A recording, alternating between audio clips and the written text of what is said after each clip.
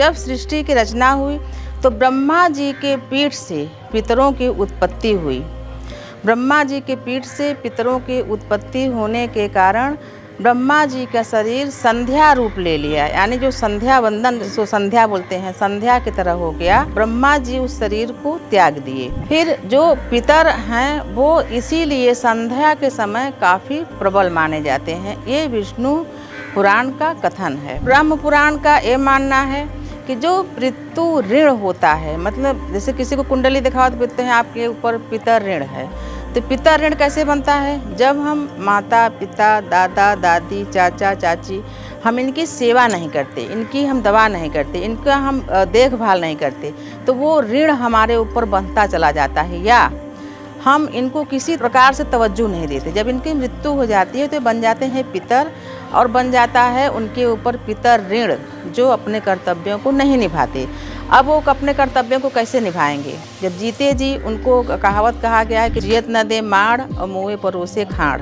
तो अब कैसे करेंगे? जिंदा रहते तुमको कुछ नहीं दिए, अब मरने के बाद आप कुछ न उनको कुछ करो। तो पितर ऋण उतारने का सबसे अच्छा मौका और मुहूर्त पितर पक्ष होता है। भगवान श्री कृष्ण कहते हैं, जैसे विश्व में मैं पीपल हूँ, मनुष्यों में मैं अर्जुन हूँ, घोड़ों में उच्च श्रवा हूँ, उसी प्रकार से पितरों में मैं अर्यमा हूँ, अर्यमा नामक पितर हूँ, भगवान कृष्ण जी बोलते हैं।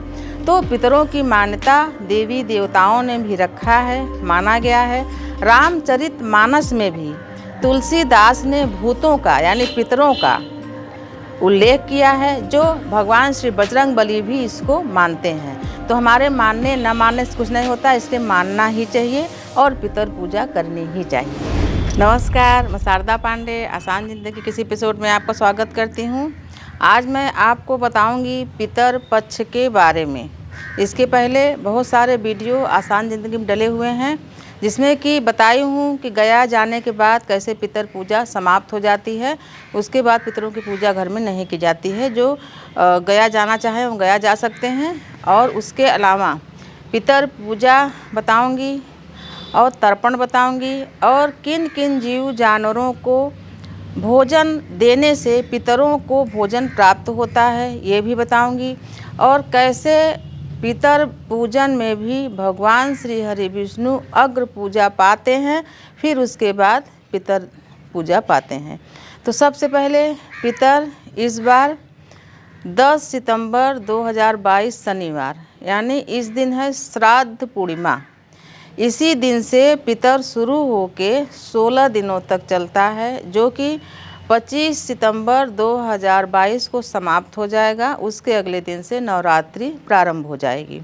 तो इन 16 दिनों में यानी शनिवार से ही बहुत सारे लोग पितर मनाने लगते हैं, और बहुत सारे लोग प्रतिपदा के दिन यानी रविवार 11 तारीख से मनाएंगे। तो इस दिन से जिनके यहाँ पितर मनाए जाते हैं, आजकल तो सभी आधुनिक हो गए हैं, जिनके यहाँ पितर मनाए जाते हैं यानी कि दादा दादी या माता पिता चाचा चाची या इन दोनों में से कोई एक अगर स्वर्गवास हुआ है, तो पितर मनाना चाहिए जब तक कि गया न जाए। ऐसी मान्यता है। गरुड़ पुराण के अनुसार, भविष्य पुराण के अनुसार, विष्णु पुराण के तमाम पुराणों के अनुसार ऐसी मान्यता है कि जब तक पितर को गया न ले जाओ तब तक उनको भोजन पानी तर्पण पिंडदान सब करना चाहिए। तो ऐसी अवस्था में एक तो पितृ मोक्ष अमावस्या में, यानी जैसे कभी 16 दिनों में आप कुछ न कर पाओ तो अब तिथि भी नहीं पता है, माता पिता किसी भी जो आपके घर में दिवंगत हुए हैं उनकी तिथि मालूम होना चाहिए, तारीख नहीं। मातृ नवमी पर विशेष पूजन जो दिवंगत माताएं होती हैं उनका किया जाता है। उसमें पूरन पूड़ी खीर और ये तरोई जो होती है तुरुई, उसकी सब्जी, ये भी सभी चीज़ें बनाई जाती हैं। कभी भी केला के पत्र पर यानी केले के पत्ते पर कभी भी पितरों को भोजन नहीं देना चाहिए, भोग नहीं लगाना चाहिए। और लोहे के बर्तन, लोहा स्टील को लोहा भी बोलते हैं, यानी कि जो चुंबक में पकड़ाए वो लोहा बोलते हैं, क्योंकि लोहा को रिफाइन करके स्टील बनाया जाता है, इसीलिए स्टील के बर्तन में पितरों को भोग नहीं लगाना चाहिए।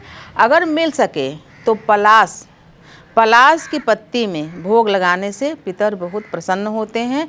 या तो चांदी का बर्तन, छोटे छोटे बर्तन खरीद लें, जब भी पितर पूजा हो उसमें पितरों को भोग लगाएं, और चांदी दान करने से भी पितर प्रसन्न होते हैं। तो आपको मैं बता रही हूँ पितर पूजा करने के लिए तो क्या क्या नहीं करना चाहिए, क्या क्या करना चाहिए। जो पितर मनाते हैं, तमाम महिलाएं बोलती हैं कि हमारे यहाँ रोज़ ड्यूटी जाते हैं तो रोज़ दाढ़ी बनाना पड़ता है उनको, कम से कम दाढ़ी तो रोज़ ही बनाते हैं। तो अगर ऐसी कोई समस्या है तो आप कर सकते हैं, लेकिन जिनको ऐसी समस्या नहीं है कि उनको ड्यूटी जाना पड़ता है और ड्यूटी जो जाते भी हैं वो ये कह सकते हैं कि हाँ हमारे यहाँ पितर मनाते हैं तो हम इन 15 दिनों में दाढ़ी नहीं बनाते, तो कोई नहीं बोलेगा। कोई मिलिट्री वगैरह जैसे रहता है उसमें प्रतिबंध रहता है कि नहीं अब दाढ़ी बनाना ही है, ऐसे करना है, तो वहाँ ठीक है, लेकिन बाकी जगह मान जाते हैं। तो दाढ़ी, बाल, नाखून ये सब नहीं कटाना चाहिए। इन दिनों में धोबी को जो पहले गांव में धोते थे ढेर सारा गट्ठर बांध के कपड़ा धोने के लिए, ये सब नहीं करना चाहिए। जाला नहीं झाड़ना चाहिए, जो यानी पूर्णतः जो साफ सफाई का कार्य, विशेष सफाई का जो कार्य होता है वो नहीं करना चाहिए। विशेष सफाई, रोज़ का झाड़ू पोछा सभी चीज़ें कर सकते हैं। सरसों के तेल से परहेज करना चाहिए, जो पूजा करते हैं सरसों का तेल नहीं लगाना चाहिए उनको। महिलाओं को कोई भी पिंडदान या तर्पण नहीं करना चाहिए, सब पुरुष भाई करते हैं। हाँ, महिलाएं इतना कर सकती हैं कि जो भोजन सात्विक भोजन बने उसमें से गाय, कुत्ता और कौआ को जो घर के पुरुष हैं वो भी दे, महिला भी दे सकती हैं। और इस अवधि में दान पुण्य, यानी अगर आपके पास आसपास में कोई गरीब ब्राह्मण हो तो उनको अपने घर में आमंत्रित करें।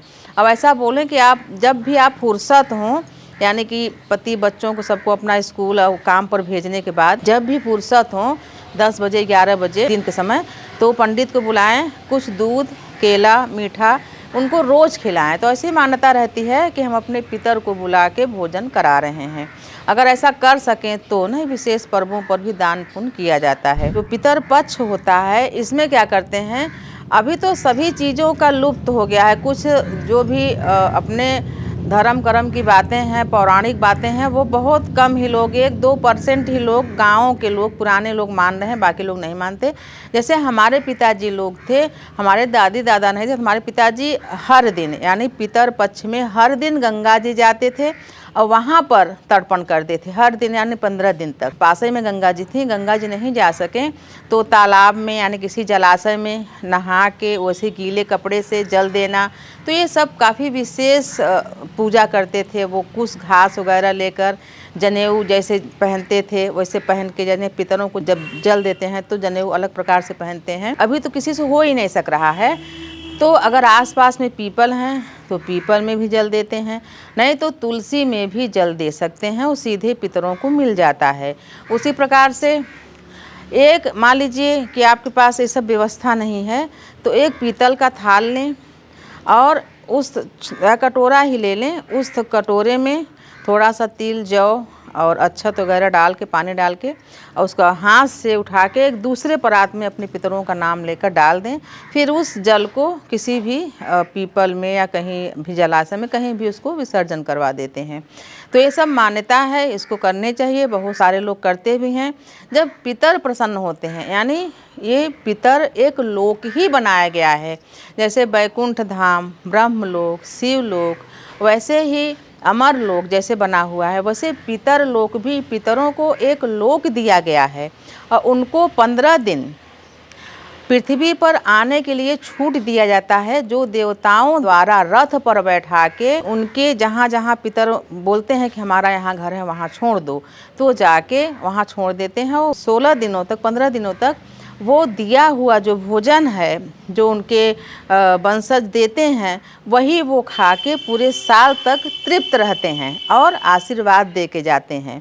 आशीर्वाद जब देते हैं तो बच्चों की पढ़ाई, बच्चों की नौकरी, बच्चों जैसे कि इंटरव्यू में गए तो वहाँ उनको कोई रुकावट नहीं होता है, बच्चे होने में, वंश बढ़ने में, ये सभी प्रकार के जो पितर हैं आशीर्वाद दे के जाते हैं।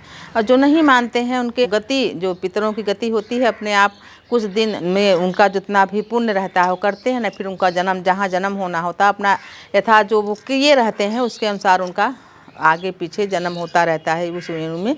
लेकिन अगर हम पितरों के लिए करते हैं तो हमारा भी उद्धार होता है और पितरों का भी उद्धार होता है। ब्रह्म पुराण के अनुसार पितर ऋण, जैसे कि हम पितरों के लिए कुछ कर नहीं पाते हैं तो उनका ऋण अनुबंध हो जाता है, यानी ऋण हो जाता है। जो उनके बेटे हैं, नाती हैं, पोते हैं, तो उनका ऋण, कई प्रकार का ऋण होता है, तो उनका ऋण कैसे उतार जाए, तो उनका ऋण पितर तर्पण यानी इस पितर पक्ष में पूजा करके, तर्पण करके, पिंड दान करके, गौ सेवा करके पितर ऋण उतारा जा सकता है। और इसीलिए पितरों की पूजा होती है कि किसी प्रकार का पितरों का ऋण अपने पुत्रों पर, पौत्रों पर, नातियों पर न रहे। पितर में जो बच्चे जन्म लेते हैं, जिनके घर में अगर पितर पक्ष में यानी कि इस एकम से लेकर अमावस्या तक में इन पितर में जिनके यहाँ भी बच्चे का जन्म होता है, तो आप लोग ये मान लीजिए कि आपके घर का ही कोई व्यक्ति जिसकी मृत्यु हो चुकी है,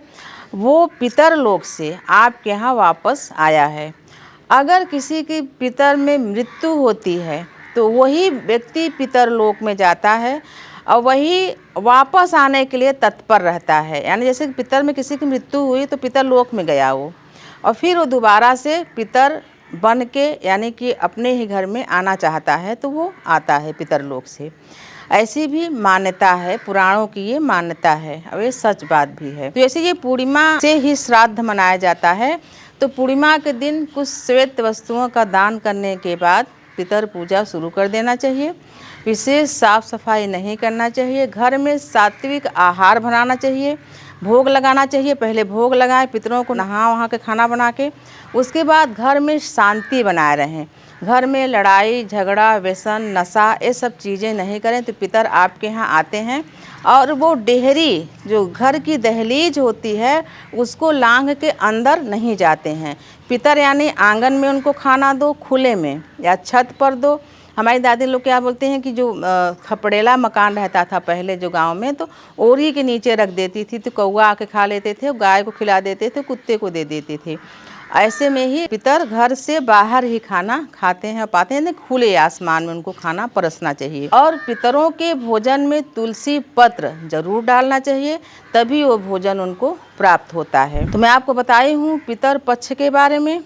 और इसी तरीके से आप अपने पंडित जी से भी संपर्क करके जिस तिथि में आपके यहाँ मृत्यु हुई हो किसी की, तो उस तिथि पर विशेष पूजन, पिंडदान और तर्पण करवाने के बाद बाकी 15 दिनों तक सामान्य पूजा कर सकते हैं। तो आपको मैं पितर पूजा बताई हूँ। ऐसे ही वीडियो आगे भी आपको देती रहूँगी। आप सभी हमारे साथ बने रहें, देखते रहें आसान ज़िंदगी। तब तक के लिए नमस्कार।